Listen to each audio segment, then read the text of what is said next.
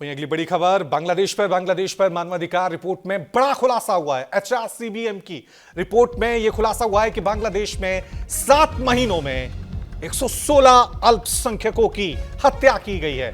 मानवाधिकार रिपोर्ट में हिंसा को सुनियोजित बताया गया है। बांग्लादेश के 45 से ज्यादा जिलों में हत्या हुई है। तो बांग्लादेश में 7 महीनों में 116 अल्पसंख्यकों की हत्या हुई है। मानवाधिकार रिपोर्ट में यह बड़ा खुलासा हुआ है और इस हिंसा को यानी इन तमाम हत्याओं को सुनियोजित यानी प्लान के तहत इन तमाम हत्याओं को अंजाम दिया गया था। जिस तरह से हिंदुओं के खिलाफ अत्याचार हुई थी, वो तमाम तस्वीरें पूरे देश ने देखी थी। उसको लेकर बांग्लादेश में सवाल उठे। भारत और बांग्लादेश के बीच अब भी जो संबंध हैं वो तनाव में है। और अब मानवाधिकार की रिपोर्ट, एचआरसीबीएम की रिपोर्ट में यह बड़ा खुलासा हुआ है। 7 महीने यानी पिछले 7 महीनों की बात करें तो बांग्लादेश में अब तक 116 लोगों की हत्या वहां पर हो चुकी है।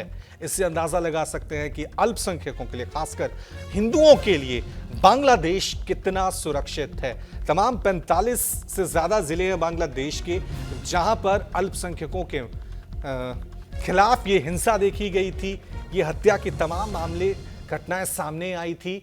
अब जो रिपोर्ट आई है मानवाधिकार की, उस रिपोर्ट में, एचआरसीबीएम की ये रिपोर्ट है, उस रिपोर्ट में ये बड़ा खुलासा हुआ है कि पिछले 7 महीनों में 116 अल्पसंख्यकों की हत्या बांग्लादेश के अलग अलग इलाकों में हुई है।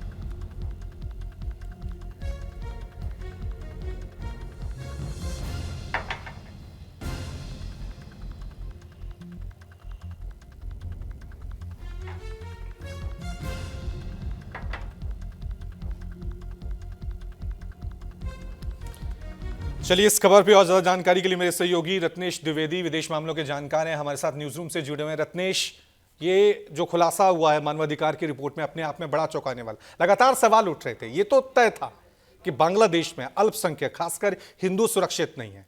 अब इस रिपोर्ट ने साफ कर दिया कि प्रॉपर प्लानिंग के तहत सुनियोजित तरीके से 116 लोगों की हत्या की गई बांग्लादेश के अलग अलग इलाकों में। जी देखिए, जो अभी तक भारतीय मीडिया और भारत सरकार कह रही थी, उसी पर इस मानवाधिकार संगठन की रिपोर्ट ने ये कहकर कि पिछले 7 महीने में 116 माइनॉरिटीज की, अल्पसंख्यकों की हत्या हुई है सॉरी, तो ये तो देखिए सुनियोजित तरीके से हत्या हुई है, तो बहुत चौंकाने वाली बात नहीं है, क्योंकि ये सबको बातें पता थी, लेकिन उस पर कोई अंतर्राष्ट्रीय संगठन मुहर लगाने के लिए तैयार नहीं था। यूनुस सरकार किस तरह फेल हुई है और किस तरह उसने पूरी तरह से सुनियोजित तरीके से अल्पसंख्यकों की, जिसमें 90 से 95% सिर्फ हिंदू हैं, उनकी हत्या करवाई है। ये बात अब दुनिया के सामने इस रिपोर्ट के बाद सामने आ गई है। वहाँ स्थिति गंभीर है। आप देखिए, अभी कल ही एक हिंदू की हत्या की खबर आई थी वहाँ से, और ये लगातार पिछले 1 हफ्ते 10 दिन में निरंतर लगभग दैनिक तरीके से वहाँ हिंदुओं की हत्याएं हो रही हैं। तो ये इतनी चिंताजनक बात है कि अगर आप यहाँ से रिपोर्ट करने बांग्लादेश जाएं और वहाँ पर ग्राउंड जीरो से एक भारतीय मीडिया का सदस्य होने के नाते जो महसूस करेंगे, वो अपने आप में स्पाइन चिलिंग होगा, जिस तरह विभत्स तरीके से हत्याएं की जा रही हैं। और ये जब से यूनुस सरकार के अगुवाई में वहाँ से शेख हसीना को देश छोड़ना पड़ा, उसके बाद यूनुस सरकार आई जो नोबेल प्राइज विनर अपने आप को कहते हैं, ये उनका एक घिनौना चेहरा सामने आया है कि एक प्रतिष्ठित अवार्ड मिलने के बाद भी वो अपने यहाँ माइनॉरिटीज को सुरक्षित नहीं रख पा रहे हैं। और इस रिपोर्ट ने, जिसका आपने जिक्र किया कि 7 महीने में 116 हत्याएं हुई हैं, इसकी पुष्टि करता है। लेकिन रत्नेश, हमने देखा, ठीक है, भारत तो लगातार इस पूरे मामले में सवाल आ रहा है, लेकिन सवाल ये उठता है दुनिया के बाकी मुल्क इसको लेकर इतनी खामोश क्यों है? संयुक्त राष्ट्र इसको लेकर क्यों सवाल नहीं उठा रहा है? अब तो ये रिपोर्ट ने साफ बता दिया ना कि ये पूरे प्रॉपर प्लानिंग के तहत किया गया है और अलग अलग इलाकों में हुआ है। 7 महीने से ये सिलसिला चला आ रहा है।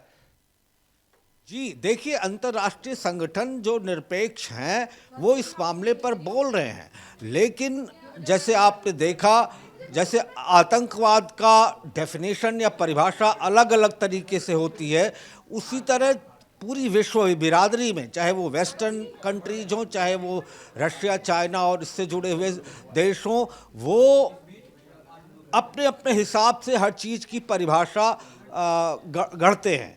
तो इसी जैसे वो आतंकवाद की, इंटरनेशनल टेररिज्म, डोमेस्टिक टेररिज्म और रीजनल टेररिज्म की बात करते हैं, उसी तरह किसी देश के अंदर के हालात कैसे हैं वो उसकी परिभाषा गढ़ते हैं।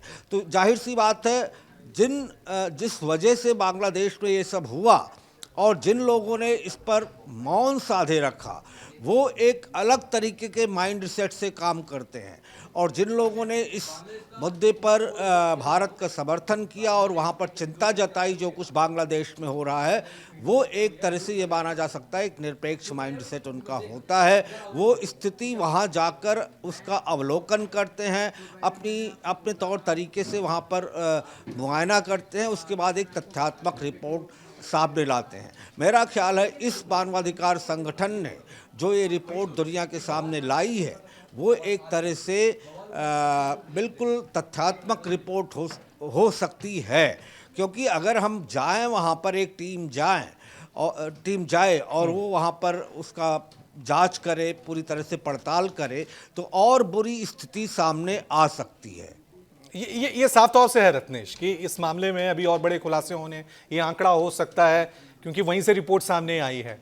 लेकिन अब भारत सरकार का अगला कदम क्या होगा? प्रेशर हम लगातार बना रहे हैं, लेकिन एक सवाल तो उठ रहा है ना, ये तो कि बांग्लादेश में जो हिंदू हैं रत्नेश, उनकी सुरक्षा को लेकर आगे क्या कदम किए जा सकते हैं? क्योंकि बयानबाजी चल रही है, कूटनीतिक तौर पे होती है, विदेश मंत्रालय के अपने बयान होते हैं, लेकिन ये सिलसिला वहां पे रुके कैसे?